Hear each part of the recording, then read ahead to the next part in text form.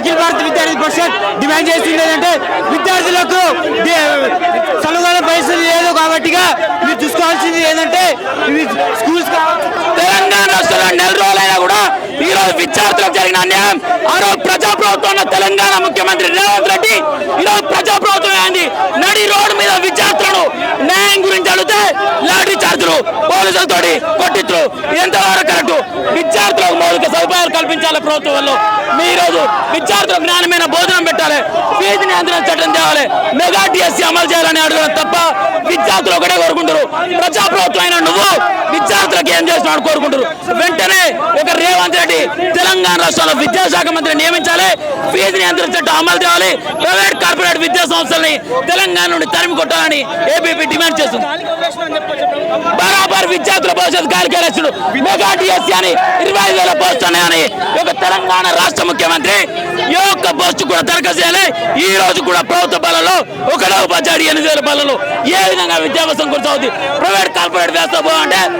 లక్షల ఫీజులు ఏ విధంగా ఒక పేద విద్యార్థి చదువుకుంటాడు ఒక్కసారి ఆలోచించాలి ఇప్పటికైనా కూడా కోరుకుంటున్నాం నీ లెక్క ఈ రోజు తల్లిదండ్రులు ఉన్నాళ్ళు కాదు రేవంత్ రెడ్డి ఇప్పటికైనా ప్రభుత్వ బలను బలోపేతం చేయాలి మండలానికి ఒక ఇంటర్నేషనల్ స్కూల్ అన్న రేవంత్ రెడ్డి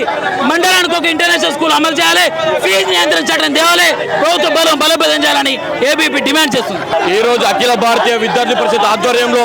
ఈ రోజు స్కూల్ ఎడ్యుకేషన్ బోర్డు పెట్టించింది ఈ రోజు కేవలము పిల్లలు దాదాపు 1 కోటి మంది విద్యార్థులు తెలంగాణ రాష్ట్రంలో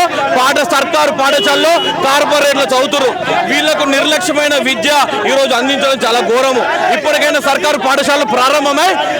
20 రోజులు గడుస్తున్న పాఠ్య పుస్తకాలు లేవు యూనిఫామ్ లేదు మౌలిక వసతులు లేదు teaching faculty non teaching faculty కూడా ఈ రోజు సర్కారు పాఠశాలలు లేవు ప్రభుత్వాలు ఇప్పుడైనా మారి ఈ రోజు కార్పొరేట్ మాఫియాకు తొత్తులుగా ఉండకుండా ఈ రోజు సర్కారు పాఠశాలను డెవలప్ చేయాలని మోడల్ స్కూళ్ళు ఇంటర్నేషనల్ స్కూళ్ళు మండలానికి ఒకటి కట్టాలని ఏబీపీ డిమాండ్ చేస్తుంది అదేవిధంగా ఈ ప్రభుత్వము కంప్లీట్ గా కార్పొరేట్ మాఫియాకు తొత్తుగా వివరించడం అనేది ఈ రోజు ఏబీపీ తీవ్రంగా ఘటిస్తుంది ఈ రోజు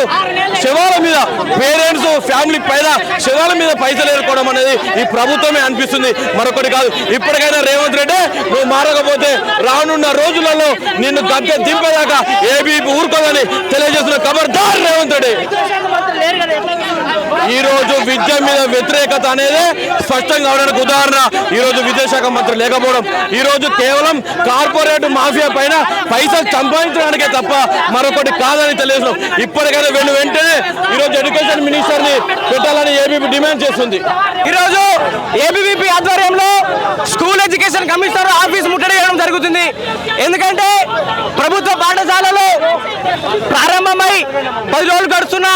ఇప్పటికీ పాఠశాలల్లో మౌలిక వసతులు లేవు ప్రైవేట్ పాఠశాలల్లో